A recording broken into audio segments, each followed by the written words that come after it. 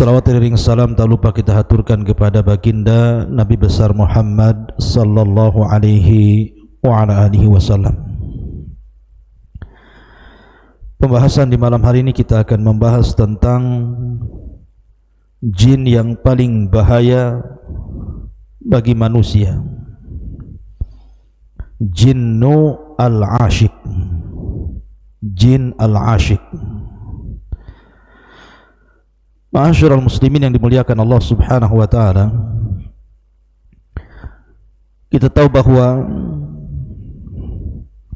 jin diciptakan oleh Allah Subhanahu wa taala setelah Allah Subhanahu wa taala menciptakan para malaikat dan sebelum Allah menciptakan Adam alaihi salatu wassalam.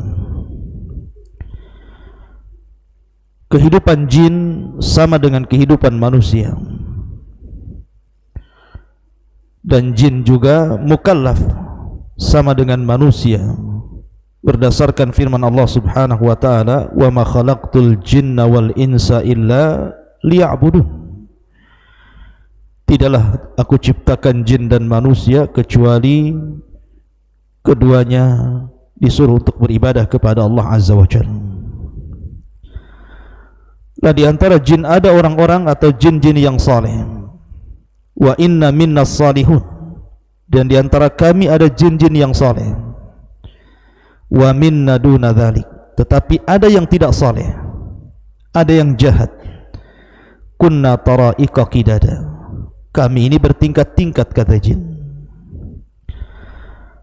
Lah di antara jin yang menjadi anak buah iblis yang paling jahat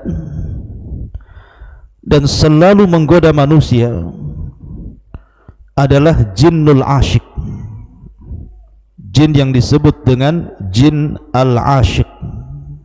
Siapa jin asik ini? Bagaimana dia dikatakan akhtarul jin, jin yang paling bahaya, terutama bagi kaum muslimin? Dan bagaimana caranya kita lepas daripada jinnul ashiq ini? Ma'asyiral muslimin yang dimuliakan Allah Subhanahu wa taala, kita tahu bahwa di antara cara jin masuk ke tubuh manusia adalah dengan cara masuk ke jalan darah manusia. Dan itu berdasarkan hadis Safiyah radhiyallahu anha yang dikeluarkan Imam Bukhari dan Muslim. Nabi SAW bersabda, inna syaitana yajri min ibni Adam majradam. Sesungguhnya syaitan masuk kepada Bani Adam itu dari jalan darah Bani Adam. Disitulah kemudian jin masuk ke dalam tubuh kita, kemudian mengganggu kita. Makanya ada sebuah hadis Nabi SAW pernah mengatakan dalam hadis Aisyah radhiyallahu anha, kata Nabi SAW, inna fikum al-mugharribun, sesungguhnya di antara kalian ada orang-orang yang disebut al-mugharribun. Kemudian Aisyah radhiyallahu anha bertanya kepada Rasul, wa mal mugharribuna ya Rasulullah, apa yang dimaksud mugharribun itu wahai Rasul? Maka Nabi SAW mengatakan, alladzina yashtariku fihimul jin, orang-orang yang jin selalu ikut serta bersama mereka, itulah mugharribun. Dari sini kita tahu bahwa ada orang-orang yang mereka senantiasa bersama jin, jinul ashiq, dan tidak suka dengan yang lainnya. Oleh karena itulah maka kenapa jin asyik ini dikatakan akhtarul jin, jin yang paling bahaya? Karena dia tidak mau melepaskan orang yang disukainya. Maka disebut asyik karena dia mencintai manusia. Jin yang sudah tergila-gila kepada manusia sehingga dia tidak akan melepas orang yang dicintainya. Makanya jin ini paling bahaya, yang disebut dengan jinul asyik ini. Lalu apa saja a'radul jin asyik ini? Apa saja gangguan-gangguan jinnul asyik kepada manusia ini?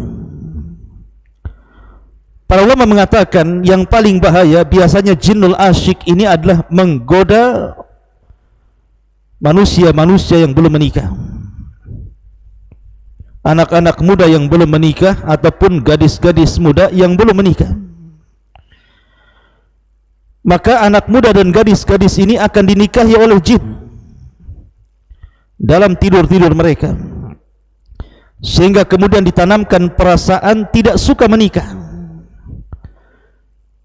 Makanya kita lihat ada anak-anak muda yang usianya sudah 40, 50, 60, ada yang belum menikah. Ketika ditanya hanya senyum-senyum saja. Ataupun ada seorang wanita, terkadang dia belum menikah tetapi tidak mau menikah, atau mungkin sudah pernah menikah padahal dia belum menopause, dia pun tidak mau menikah. Lah, manusia-manusia yang tidak mau menikah hakikatnya ada jinnul asyik dalam badannya itu. Ada jin yang senantiasa menyukai dia, sehingga jin membuat orang itu untuk tidak menikah dan hanya menikah dengan dia saja. Dan ini sangat bahaya. Ma'asyiral muslimin yang dimuliakan Allah Azza wa Jalla. Atau terkadang kemudian dibuatnya laki-laki itu suka dengan laki-laki, atau perempuan suka dengan perempuan, atau mungkin suka sendirian di kamar sendirian mendengarkan musik, melihat internet ataupun hal-hal yang tidak layak dilihat, tidak layak ditonton. Akhirnya kemudian dia berdua-duaan dengan jin yang disebut dengan jinul asyik ini, dan ini sangat bahaya. Ataupun kata para ulama, jinul asyik ini kalau sudah bersama manusia, maka dia akan membuat manusia itu jauh dari agama, dimalaskan salat, dimalaskan doa, dimalaskan zikir, kemudian didorong-dorong untuk bermaksiat kepada Allah Azza wa Jalla, berzina dan yang semacamnya. Terutama dibencikan Al-Quran. Maka orang-orang yang dimasuki jinul asyik ini dimalaskan ibadah, terutama membaca Al-Quranul Karim. Kemudian juga di antara godaan-godaan jinul asyik kepada manusia, manusia ini selalu sempit dadanya. Jadi dhaiqu fi sadrihi, merasa sempit dadanya. Kemudian terkadang syadidul hazni daim, jadi kalau sedih itu sedih terus, tidak pernah berhenti.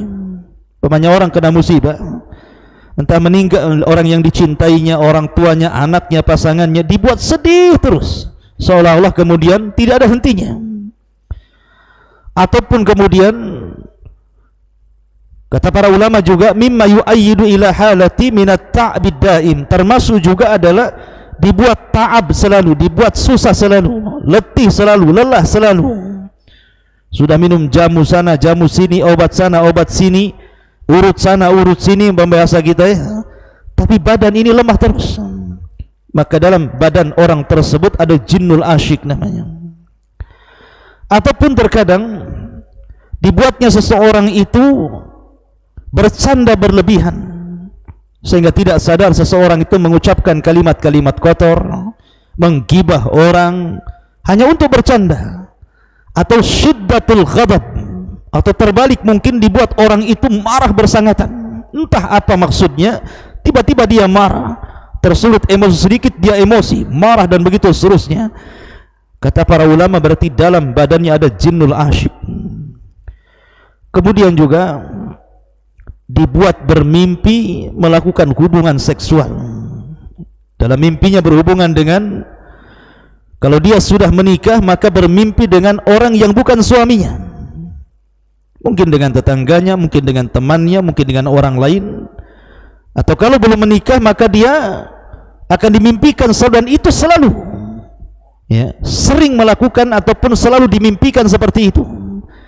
Hakikatnya sesungguhnya jinul asyik masuk pada jalan darah orang tersebut, kemudian membuat hayalan-hayalan dalam mimpinya, sehingga kemudian akhirnya pun dilupakan dari waktu-waktu salat. Lah dari sini kata para ulama, kenapa jinnul asyik ini sangat bahaya sekali. Lalu bagaimana caranya supaya kita ini terhindar dari jinnul asyik ini? Yang pertama, qiraatu ayatil kursi. Bacalah ayat kursi.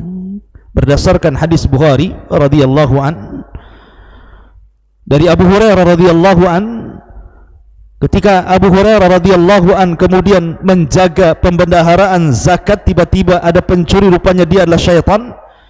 Kemudian syaitan ini mengatakan kepada Abu Hurairah, "Ya Abu Hurairah, maukah ku ajarkan kepadamu, idza awaita ila firashik, kalau engkau hendak menuju pembaringanmu, faqra ayatal kursi, bacalah ayat kursi, lan yazala ma'aka minallahi hafidhun wala yaqrubuka syaitanun hatta tusbih, maka Allah subhanahu wa ta'ala akan senantiasa menjagamu dan tidak ada satupun syaitan yang bisa mendekatimu sampai subuh. Makanya bacalah ayat kursi sebelum tidur supaya tidak datangi jinnul asyik." Kemudian yang kedua, qiraatu akhir ayataini min suratil Baqarah fi kulli lailatin, bacalah akhir dua ayat dari surah Al-Baqarah setiap malam, sebagaimana hadis yang dikeluarkan dari sahabat Abdullah ibn Mas'ud radhiyallahu an dari Nabi sallallahu alaihi wasallam, di mana beliau bersabda, "Al-ayatani min akhir suratil Baqarati man qara'ahuma fi lailatin kafatahu." Kata Nabi sallallahu alaihi wasallam, dua ayat di akhir surah Al-Baqarah, barang siapa yang membaca keduanya setiap malam, kafatahullah, maka Allah subhanahu wa ta'ala akan senantiasa menjaga dia dari syaitan. Kemudian yang ketiga, doa yang diajarkan Nabi sallallahu alaihi wasallam yang disebut dengan zikir pagi dan petang. Ma'ruf zikir pagi dan petang, ada zikir yang dibaca pagi hari, ada yang zikir yang dibaca sore hari, dan itu sangat membantu kita untuk menjauhi dari gangguan jinnul asyik ini. Kemudian juga seseorang itu al-mudawamatu ala tatyibil badani bil miski.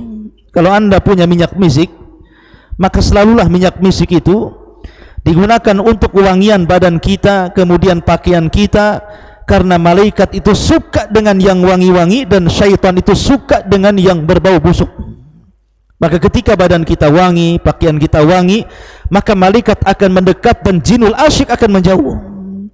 Kemudian juga perbanyaklah baca Al-Quran, karena orang yang membaca Quran itu bisa melemahkan tipu daya syaitan. Syaitan itu memiliki tipu daya, tetapi tipu daya syaitan bisa dilemahkan dengan Al-Quran. Maka perbanyak membaca Al-Quran. Kemudian bagi anda anak-anak muda yang belum menikah dan sudah sanggup untuk menikah, maka menikahlah, karena Nabi sallallahu alaihi wasallam mengatakan dalam hadis Nabi sallallahu alaihi wasallam, "Ya ma'syaras sabab, man istata'a minkumul ba'a falyatazawwaj fa innahu aghaddu lil basari wa ahsanu lil faraji." Wahai anak muda, apabila kalian sudah sanggup, memiliki kesanggupan untuk menikah, menikahlah, karena itu bisa menundukkan pandangan dan bisa menjaga kemaluan.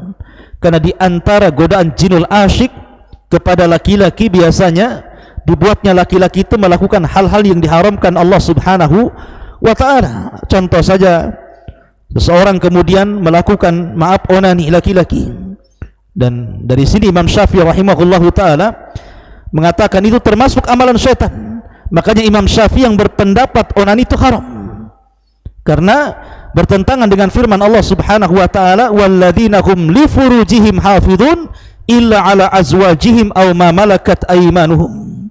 Dan orang-orang yang bertakwa, yang beriman itu adalah orang-orang yang menjaga kemaluan mereka, kecuali kepada istri-istri mereka atau budak-budak mereka.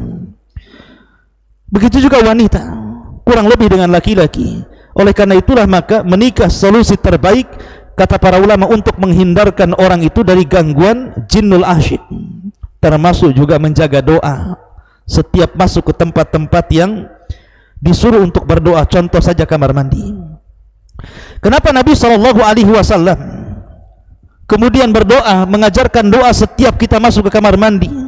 Allahumma inni a'udzubika minal khubthi wal khaba'is. Karena jinnul asyik ini, kalau dia laki-laki, maka dia akan menggoda perempuan. Kalau dia perempuan, dia akan menggoda laki-laki. Dan di kamar mandi itu banyak jinnul asyik yang disebut dengan khubthi wal khaba'is, jin laki-laki dan jin perempuan. Makanya orang yang membaca ta'awud ketika masuk ke kamar mandi, walaupun dia telanjang bulat, aurat besarnya nampak, maka Allah akan tutupi dan jin-jin itu tidak bisa melihatnya. Tetapi kalau seandainya seseorang itu kemudian tidak membaca doa ini, maka mereka bisa melihat aurat kita. Kalau selalu dan keseringan melihat aurat kita, boleh jadi jinnul asyik itu akan jatuh cinta kepada kita dan tidak mau melepaskan kita, na'udzubillah. Termasuk juga Nabi SAW menganjurkan kepada suami istri apabila melakukan hubungan untuk membaca bismillah dan ta'awud kepada Allah dari syaitanir rajim. Nabi SAW mengatakan, "Lau anna ahadakum idza arada an ya'tiya ahlahu qala bismillahi Allahumma jannibna syaitan wa jannibi syaitan ma razaqtana fa innahu in yaqdir bainahuma waladun fi dzalika lam yadhurruhu syaitanu abada." Kalau seandainya salah seorang di antara kalian ketika mendatangi istrinya, dia membaca bismillah, ya Allah jauhkan dari kami syaitan, jauhkan syaitan dari apa yang akan kau rizkikan kepada kami. Kalau ditakdirkan keduanya memiliki anak, maka syaitan tidak akan memadaratkan dia selamanya. Bahkan orang-orang yang senantiasa membaca basmalah dan ta'awud, kata Imam Mujahid yang dinukilkan oleh Imam Qurtubi rahimahullahu ta'ala, beliau mengatakan, idza jama'a walam yusammi in tawal jana ala ikhlilihi fajama'a ma'ahu fadzalika qawluhu lam yatmishunna insun qablahum walajan. Kata Imam Mujahid, apabila seseorang melakukan hubungan suami istri dan dia tidak membaca basmalah atau tidak ta'awud kepada Allah Azza wa Jal, maka jin asyik ini akan ikut berhubungan bersamanya, na'udzubillah, akan ikut melakukan hubungan bersamanya. Jadi kalau seandainya suami istri berdua, maka yang ketiganya jin asyik ini yang ikut kemudian menggauli salah satunya, na'udzubillah. Inilah kemudian firman Allah Azza wa Jal ketika mensifati para bidadari sorga, lam yatmishunna insun qablahum walajan, di mana para bidadari itu tidak pernah disentuh oleh manusia, begitu juga disentuh oleh jin. Karena di sorga itu semua mengingat Allah subhanahu wa ta'ala dan tidak ada yang mengganggunya. Kehidupan yang sangat sempurna. Berbeda di dunia, kita harus banyak-banyak ta'awud kepada Allah subhanahu wa ta'ala. Ma'asyiral muslimin yang dimuliakan Allah Azza wa Jalla, dari sini kita tahu bahwa bahayanya jinnul asyik, dan kalau sudah tahu bahayanya, maka berusahalah menjauh daripada mereka dengan langkah-langkah yang tadi saya sebutkan. Mudah-mudahan manfaatnya. Subhanakallahumma bihamdika asyhadu an la ilaha illa anta astaghfiruka wa atubu ilaik. Allahu ta'ala alam. Assalamualaikum warahmatullahi wabarakatuh.